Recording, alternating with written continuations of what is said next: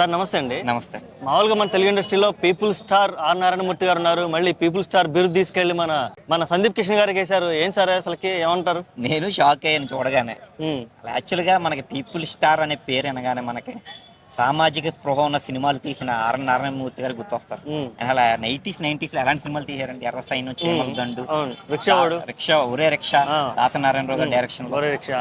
అసలు అలాంటి వ్యక్తి ఆయన ఎంతో సినిమాలు ఆయన డబ్బు గురించి తీయలేదండి. ఆయన సినిమాలు ఉమ్, ప్రజల గురించి, మనకి సమాజంలో ఉన్న వర్గ భేదాలకు సంబంధించి ఆయన అత్యద్భుతమైన సినిమాలు తీశారు.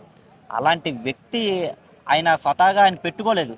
ప్రజలే ఆయన చేస్తున్న సినిమాలు చూసి హర్షించి పీపుల్ స్టార్ అనే ట్యాగ్ లైన్ ఇచ్చారు. ఉమ్, దాన్ని సందీప్ కిషన్కి పెట్టడం అనేది మరి ఆ నిర్మాత ఏ ఉద్దేశంతో పెట్టాడో తెలియదు. కానీ కొన్ని హీరో గారే నాకు పెట్టండి పీపుల్ స్టార్ అని అడిగాడో ఏంటో తెలియదు. కానీ ప్రెస్ మీట్లో చెప్పారు వాళ్ళు, మేము అది మాకు తెలియకుండా జరిగిందండి అని చెప్పి.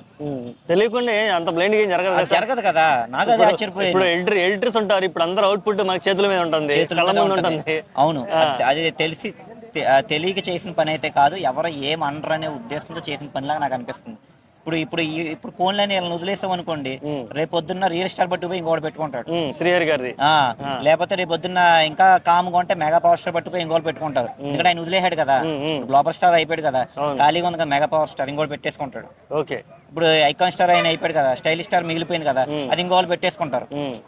ఇవి ఏంటంటే ప్రజలు వాళ్ళు చేస్తున్న వర్క్ని గుర్తించి వాళ్ళకి ఏ ట్యాగ్ లైన్ అయితే బాగుంటుందో అనేది వాళ్ళ ముద్దుగా పిలుచుకునే పేరు. ఆ పేరుని వీళ్ళు తీసి పెట్టేసుకుంటే ఎలాగా? పైగా ఆయన చేసిన సినిమాలు ఎలాంటివి, ఈయన చేసిన సినిమాలు ఎలాంటివి? నేను అనేది ఏంటంటే ఎవరి వర్క్ వాళ్ళదే.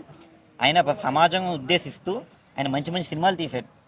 అందుకే పీపుల్ కోసం చాలా కష్టపడ్డాడు ఆయన. ఆయన ఏమీ ఇలాగా ప్రమోషన్స్ గురించి అని చెప్పి ఆ పేరు పెట్టుకుంటే నాకు ఎలా పేరు ప్రఖ్యాతులు వస్తాయి కదా అని చెప్పి అనుకోలేదు.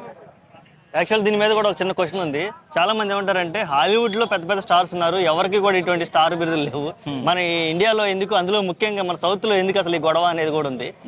దీనికి చిన్న ఎక్స్టెన్షన్ ఏంటంటే కొత్తగా వస్తున్న హీరోలు కూడా ఆడో ట్యాగ్ లైన్ వేసుకొని మన యాటిట్యూడ్ స్టార్ వచ్చాడు. అవునండి. అంటే ఏంటి అసలు బిరుదుల వెనక? అంటే న్యూమరాలజీ ప్రకారం ఏమైనా ఉందా, లేకపోతే నిజంగానే కావాలని ప్రజల మీద రుద్దడానికా, ఏమైనా స్పేస్ ఆక్రమించుకోవడానికి మీరు ఎలా విశ్లేషిస్తారు? యాక్చువల్గా ఈ స్టార్ అనేది ట్యాగ్ లైన్ ఏంటంటేనండి ఖచ్చితంగా ఉండాలండి.